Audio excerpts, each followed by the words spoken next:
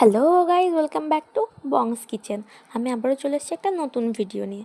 আজকে আমি বানাবো চাল কুমড়ো। হ্যাঁ, চাল কুমড়ো অনেক রকমের হয়, সেটা আমি জানি। আমাদের বাড়িতেও 3-4 রকমের বেশি চাল কুমড়ো হয়।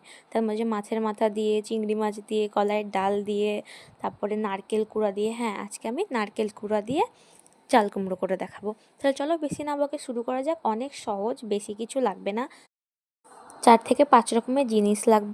চলো শুরু করা যাক। গ্যাসের উপরে একটা পাত্র বসিয়ে দিয়েছি। পাত্রের উপরে বেশি না, অল্প পরিমাণে তেল দিয়ে দিয়েছি। তেলের উপরে গোটা জিরে 1 চামচ, 2টো শুকনো লঙ্কা, 2টো তেজপাতা দিয়ে একটু নাড়াচাড়া করে নেবো তেলের উপরে।